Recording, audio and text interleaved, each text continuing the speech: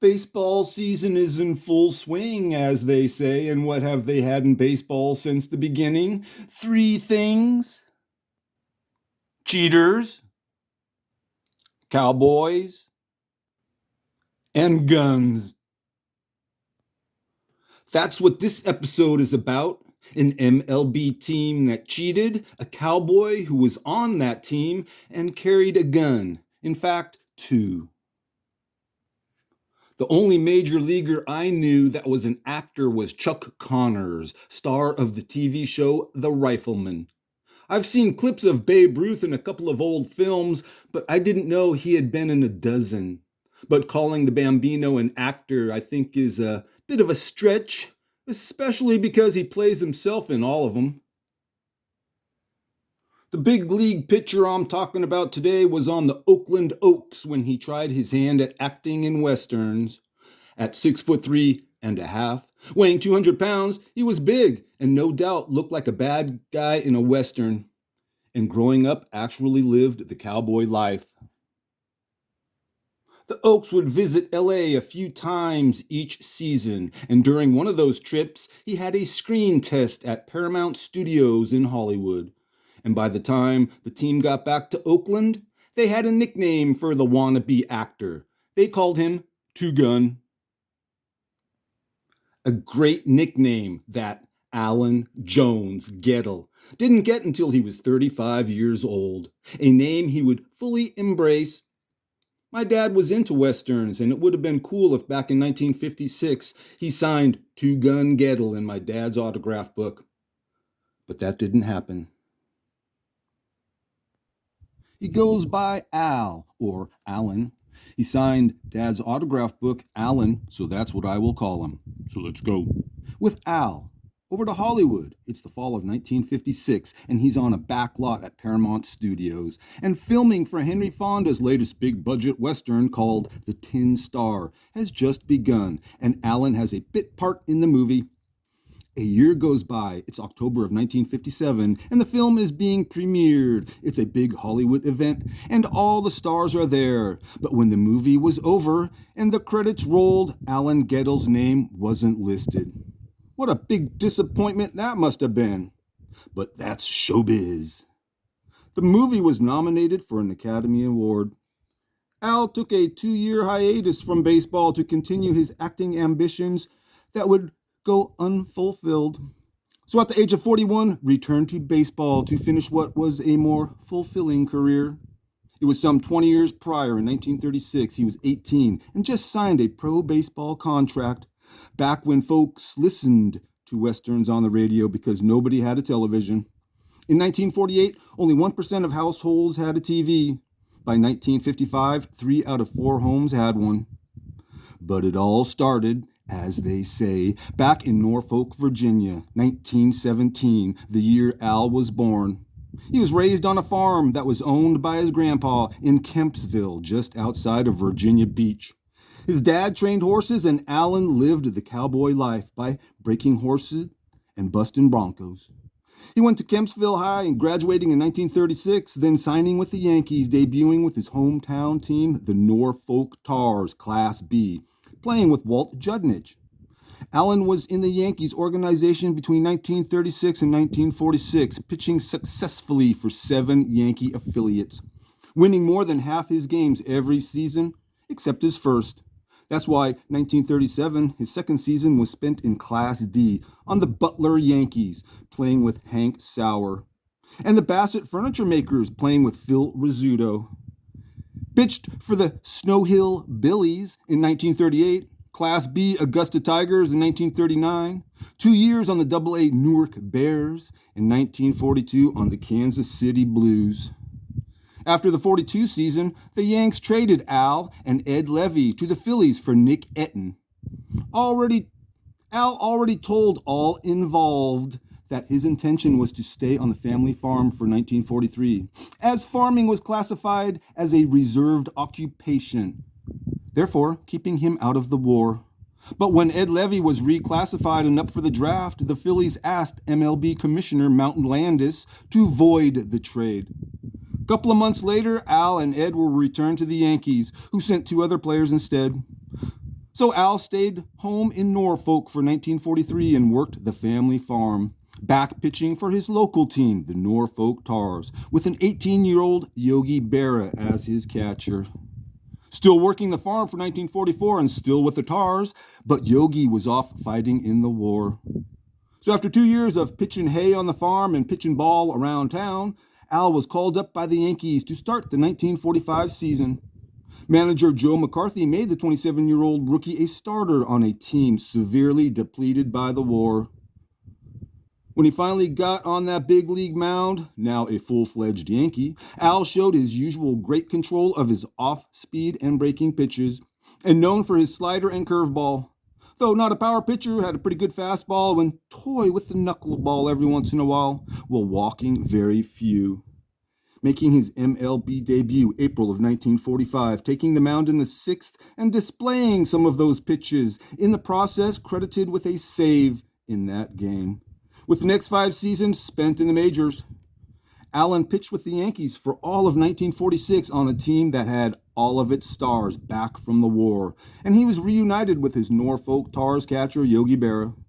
Al was 15-15 his 2 seasons in the Yankee pinstripes. They traded him to Cleveland after the 1946 season, and he made the Tribe's starting rotation for 1947, going 11-10, and in August reeled off 5 straight wins, with the Sporting News writing he'd have a spot on the Indians' pitching staff for 1948. And Al did. He made 5 appearances that were not good and traded in June to the White Sox for Bob Kennedy. Had he stuck with the Indians, Al Gettel would have been there for the World Series celebration with his old pal and Tars teammate Walt Judnich. But that didn't happen. Al struggled in 1949 while on the White Sox, yet the Washington Senators bought him, then weeks later sold him to the Oakland Oaks, who are known as the Acorns, where he finished the season going 4-0 on a team with 3 local legends: Berkeley's Billy Martin, San Francisco's Cookie Lavagetto, and Oakland's own Cal Bear superstar Jackie Jensen. Al Gettel pitched great with the Oaks in 1950, going 23-7 and named a PCL All-Star, despite missing weeks after being spiked in the ankle, capping off his season with the Oaks crowned PCL champs. Season over, the New York Giants bought Allen, Ray Noble, and Artie Wilson from the Oaks, and Al spent most of the 1951 season with the Giants. And except for one start, he was a reliever in his 29 appearances with the team, before being sold back to Oakland in July. Al started 36 games in 1952 with a record of 17-14 and led the PCL in innings pitched and would 3 seasons in a row. Following the 52 season, he pitched in the Cuban Winter League and is cited pitching on the pennant-winning Habana Leones team. But his Victoria Cuban baseball card shows him on the Cienfuegos. 1953 was another great year for Allen. He had his first Hollywood screen test, was given a real cool nickname, and was terrific on the mound. He led the PCL in wins with 24, games started with 38, complete games 30, and innings pitched. Then voted 1953 Pacific Coast League Pitcher of the Year. His 24 wins was an Oaks franchise record. If you have a cool nickname like Two Gun, you go with it, and Allen did. He wore cowboy outfits to the ballpark while sporting 2 guns, and during that 53 season, the Oaks had Al Gettel Day, with 2 Gun riding in on a horse from left field to home plate in his full cowboy getup. During his 6 years with the Oaks, some of those years, he'd arrive at Oaks Park on opening nights, riding a white horse, flanked by a posse of Alameda County sheriffs on their horses, with 2 Gun riding around, waving his 10-gallon hat to all the fans. Real friendly like. But it seems 2 Gun Gettel had a temper and became known for his heated arguments with umpires.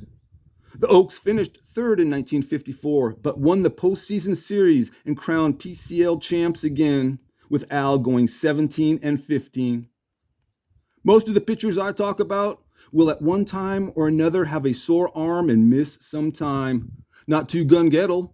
Nearly 300 starts and over 700 appearances with no mention of a sore arm. Pitchers nowadays no longer throw complete games in any league. Al Gettel threw 30 in one season.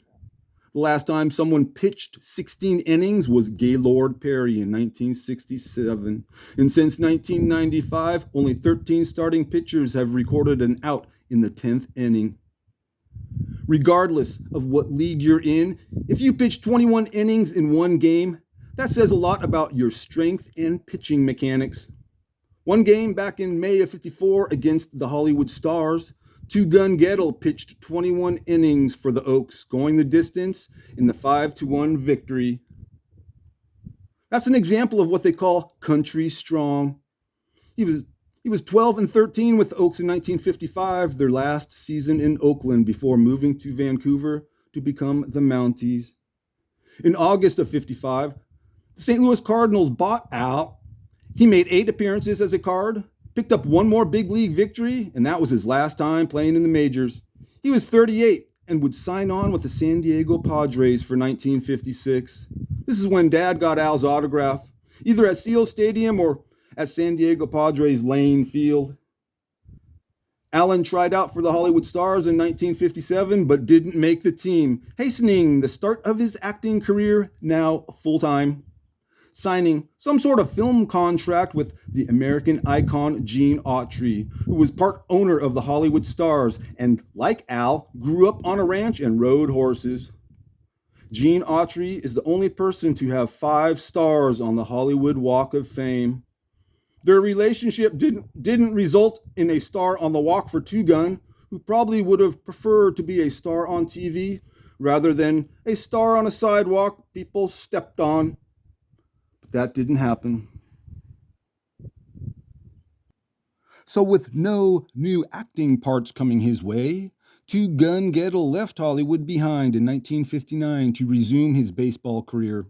But trying to make a comeback in pro sports after missing one season in your 30s is tough. But not playing for 2 years and coming back in your 40s is even tougher.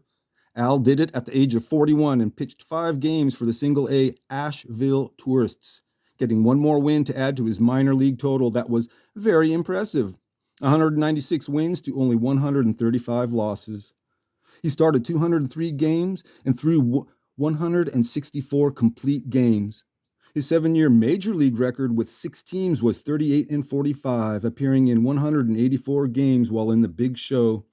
And of the 79 games he started, completed 31 of them. Allen Two-Gun Gettel pitched for 22 seasons on 29 different teams in 3 different decades and saw a lot of changes. Some as a member of the New York Yankees, but it's what he saw as a member of the New York Giants in 1951, and then what he said later in life is what he is most known for.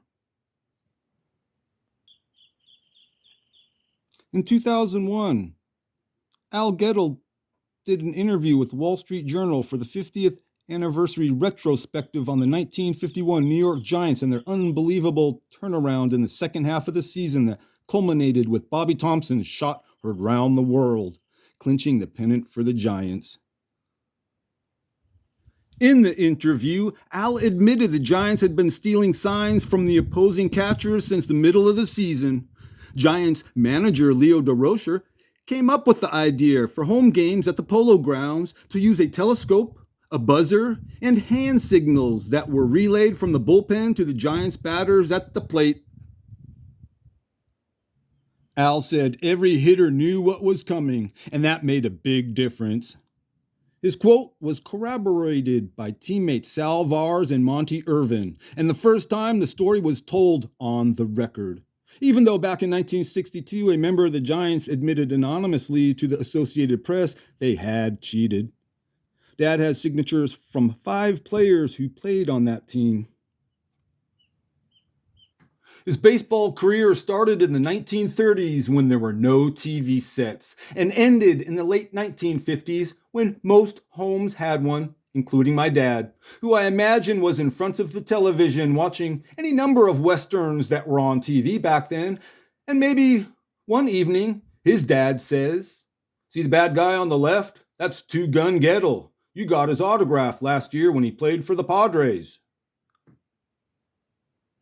Al Gettel has 16 baseball cards, 7 from his playing days, with his 1952 Mother's Cookies card being one of the coolest cards in that set.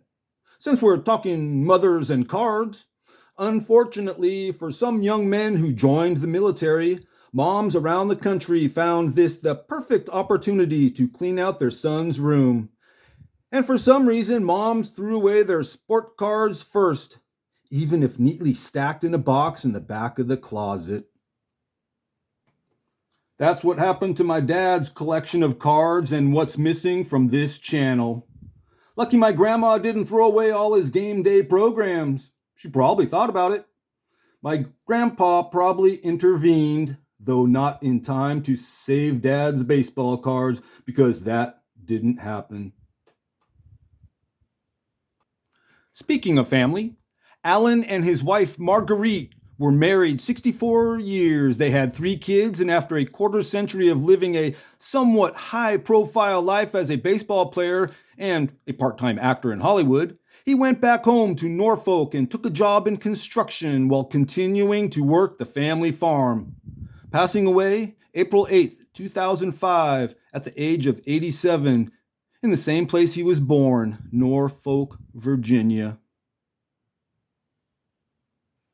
Al Gettel was bought, sold, and traded quite a few times as a ball player and would travel the country, living in many places, and got to experience the glitz and glamour of Hollywood and the exciting highs of being in the movie industry, like getting a part in a major motion picture.